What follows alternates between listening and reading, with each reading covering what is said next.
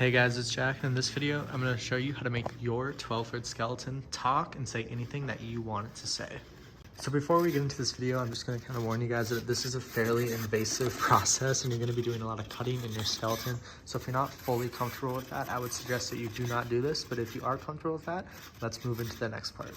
All right, so to start out, I have my 12-foot skeleton here, and I've already kind of started cutting, but I drew a line just in Sharpie where I want it to cut. And then I have my Dremel here with just a little attachment. I'm going to cut along that line. And then we will go and add our servo and all of our brackets. All right, so as you can see, I've got the screws out of the skeleton, and I went ahead and I cut the jaw out just using a Dremel, like in the last clip. And I took these angle brackets, which I'll have linked. I'll have everything I use linked. And I bent them with a just hammer. Then I put 2 screws up attached to the head and just 1 screw in the bottom. That way it could still move up and down. And like I said, I took all the screws out. Some of these screws were hard to get to, so I stupidly took a Dremel to cut out the area.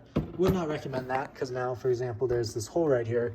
So I'll also have these thin jeweler screwdrivers linked so you guys can easily take out the screws because they're really small crevices, and the jeweler screws are the only thing I found to be able to get them out.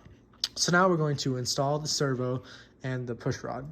So once you have your head taken apart, I kind of jumped a few steps here, but I first just installed the servo, and how I did this was I just kind of lined it up to where I thought the best part to put the push rod would be. So I just lined it up.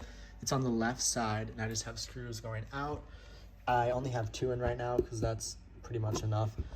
I lined it up, and then what I did was I took my push rod and I bent it so it would go around the circular attachment. See if I can get focus here. I just bent it like that. Can't even get it to focus. There you go. I bent it like that just so it would go into one of the holes on the circular attachment, and that way when it moves it'll stay in place. And then I drilled a hole in where the skull is so that the push rod can go through and eventually get attached to a screw right there. So to recap, servo installed, and you want to drill a hole right here to get your push rod to go through. You'll want the hole that your push rod goes through to be about 1/4 inch wide. You want it to be pretty big because then the push rod is still able to have some flex when it moves up and down with the servo. So once you have all of your points drilled out, I went ahead and connected everything. I kept these relatively loose, but I kept these screwed in pretty tight. Then you're going to go ahead and set up your controller, which comes with a big instruction book, so I'm not really going to dive too far into that.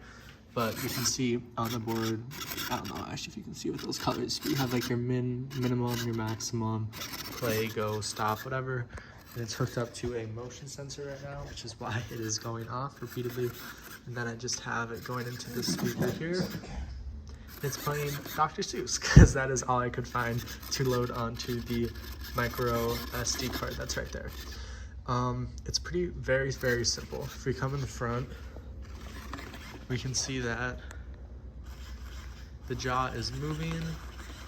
Obviously you can set it to how far down, how far up you want it to go. You have a good range being shown right now, but it's actually quite easy to set up. And then I'm gonna load audio tracks into that micro USB right there, or SD card, excuse me. And it also comes with converters for your computer, so it's actually really convenient and really easy to set up. All right, so I'm just gonna add some closing thoughts and things I would have done differently. The major thing that I would have done differently is I would have taken this approach a lot more delicately, and I would have just gone ahead and gotten the jeweler screwdrivers quickly, because a lot of these, as you can see, they're super deep, and your average screwdriver is gonna be too big or too small to fit in there.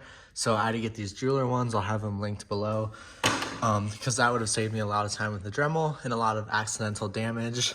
I don't know if you can see it on here. I had to Dremel a large portion of some of these screws out. Oh, you can see it on here. So I'll have to go in with waterproof tape and tape over that. So to avoid that, I would just get the screwdriver, spend the $10 and not have to deal with it.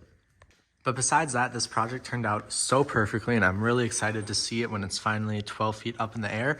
If you guys have any questions, please ask them below and I'd be more than happy to help out. Thank you guys, subscribe, and I'll see you in the next one.